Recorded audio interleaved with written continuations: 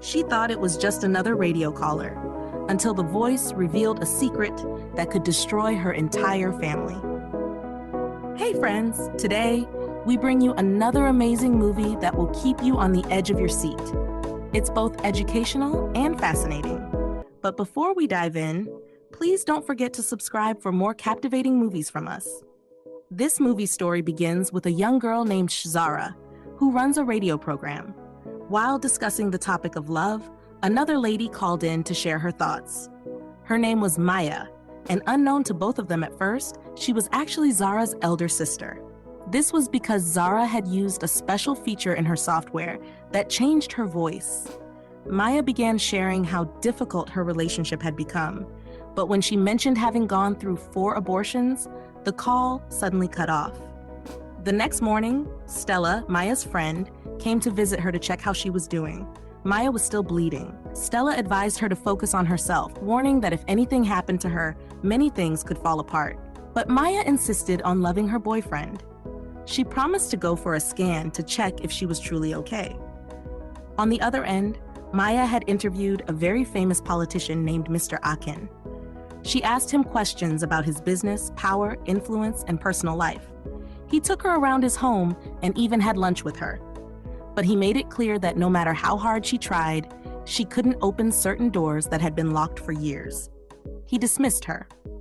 Maya apologized, saying she didn't mean to cross the line, and then left. That same day, a young man named Tunde and his friend Charles were enjoying their moment when Maya walked in. Charles excused himself. Maya expressed her pain from the numerous abortions she had gone through, but Tunde wasn't ready for that kind of responsibility. She told him she was willing to take responsibility for what she had done with her body because of how much she loved him, but he couldn't even look her in the eye. She walked out. Charles, who had overheard everything, advised Tunde to settle down with her, but Tunde took his advice lightly. But here's the real question. What do you do when the person you're willing to die for is never ready to live for you? Later that day, in the living room, Zara's mom scolded her for the clothes she was wearing. She told her that as long as she lived under her roof, she must obey her rules. Whatever Zara did with her life afterwards would be her own concern. Maya went to her room shortly after, and Zara followed her. But because Maya was going through a lot emotionally, she sent Zara away and repeated what their mom had said. Then Zara left. Maya got a call from her boss regarding the interview. She explained how hard it was to get Mr. Akin to open up. But her boss wasn't satisfied and pressured her to dig deeper. Zara later came out wearing oversized clothes and enjoyed a light moment with her mom. The next day, Maya called Mr. Akin to request permission for another interview. He already knew her boss wasn't satisfied, so he allowed her to come, although he wasn't really happy about it. That evening, Zara hosted her radio show, which Maya was listening to. Just as a man began to share his thoughts live, Zara quickly shut down her laptop when her mom entered the room, remaining silent. After her mom left, she resumed the show. Maya called in, asking a question about forgiveness in relationships. But Zara made it clear, it's not about forgiveness, it's about whether she should stay at all. Zara's mom later went to see Maya and brought up the topic of listening to their late father's will, which had been left unread for over 10 years. She insisted Maya should finally hear it, especially since her birthday was the next day. The lawyer had already started calling. Maya asked for more time, and her mom agreed and left. Maya then returned to her radio program. That evening, Zara's mom had a deep conversation with her daughter. She told her that the reason she acts the way she does is because she doesn't want her to face what she herself went through. Raising a girl child isn't easy. She gave her words of wisdom, expressed her love, and left. Elsewhere, Tunde was hanging out with his friend. They discussed Maya's birthday. Tunde didn't seem interested, but Charles didn't let him rest. He talked sense into him and insisted he call her. Tunde called, but Maya didn't answer. Charles insulted him as the moment passed. Guys, what do you think about someone like Maya? Would you blame her for staying in love and being committed? Or should we hold Tunde responsible for not stepping up? And as for Zara, do you think her mom is raising her the right way? Kindly share your thoughts as we watch to the very end to find out what really happened. Next morning, Maya began receiving calls because it was her birthday. Zara and their mom came to wish her well, but when their mom brought up the topic of marriage, Maya got upset and stormed out. Zara blamed her mom for ruining the moment. As Maya was about to leave, she apologized to Zara for how she reacted the other day. Zara then made a casual statement, and in response, Maya revealed that the woman Zara always spoke to on her radio program, the one she assumed was in her late 30s, was actually her all along. Zara was shocked. She never knew she had been speaking to her own sister. Maya had to leave as time went by. Meanwhile, at Mr. Aiken's place, he complimented Maya when he saw her. He was surprised she showed up for work on her birthday. Maya apologized for crossing the line during their last meeting, and Mr. Aiken reassured her with another compliment. They had a good moment and continued their discussion from where they had stopped. That same day, Tunde came to drop off a package he got for Maya. He told Zara, her cousin, that he and Maya were dating. However, Tunde remained nonchalant about everything and soon left. Zara later informed her mom that Maya's boyfriend had brought her a gift. They were surprised. Her mom insisted on knowing what was inside the gift, but Zara refused and dropped it in Maya's room. Later, Mr. Akin was in the kitchen cooking and enjoying the moment with Maya. During their conversation, Maya picked up on some vital information and asked deeper questions as the discussion progressed. Tunde later sent a voice note to Maya, who had not been answering his calls. In the message, he expressed his feelings, apologized to her, and begged to see her, admitting his faults. Mr. Akin appreciated Maya's company and told her he would be willing to have another meeting with her if she chose to schedule it.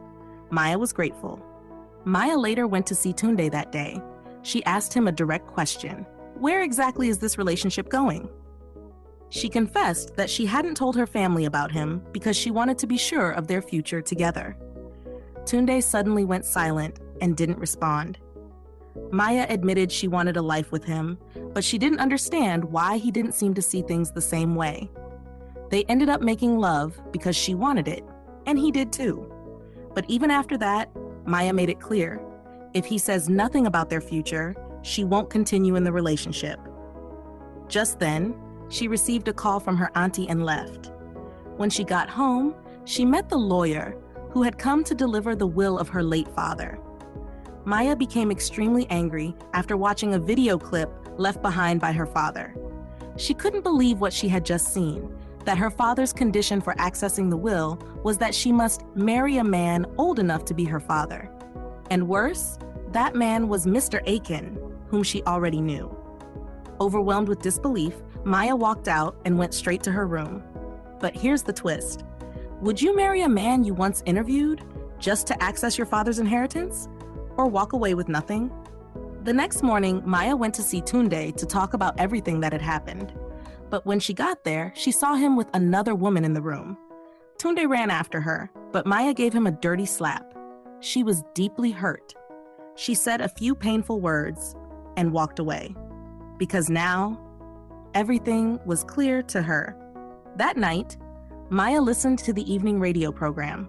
This time, she opened up and shared everything that had happened with the woman on air. The woman comforted her and made her see reasons why she had to stay strong. If you can survive him, then you can survive anything, said Zara, as the night passed quietly. The next morning, Maya felt encouraged. Before leaving the house, she went to see Zara, who was still asleep. She looked around her room and was shocked to discover that it was Zara, her cousin, who had been giving her wise counsel all along through the radio program. Zara apologized, explaining that it was only on her birthday she realized Maya was the one calling.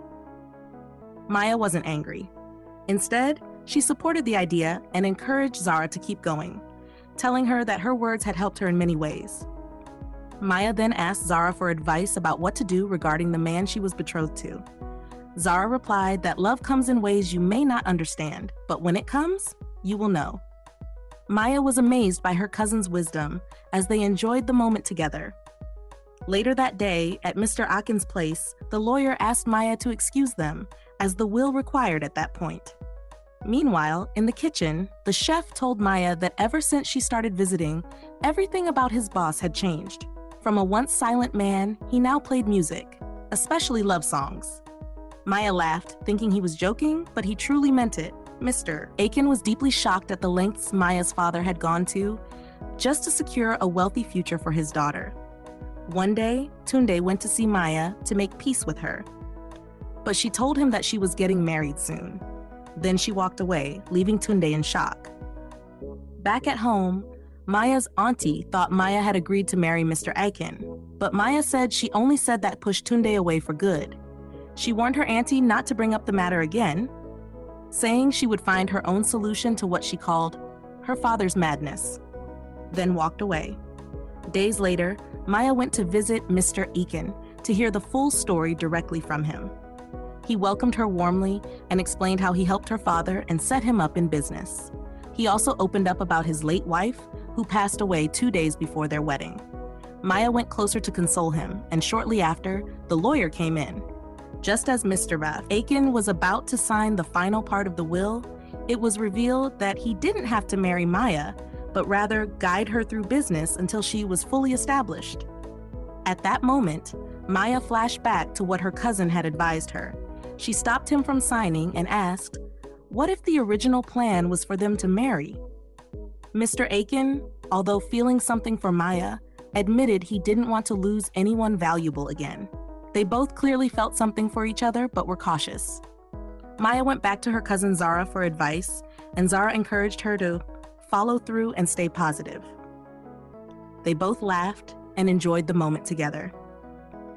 The moral lesson of this movie is, sometimes love comes from the most unexpected places. Healing can begin through the voices of those around you. Never underestimate the power of wise counsel, the strength in walking away, duta, and the courage to choose yourself first before choosing anyone else. Thanks for watching, guys. Please don't forget to subscribe for more amazing and popular movies from us. Till we meet again, bye.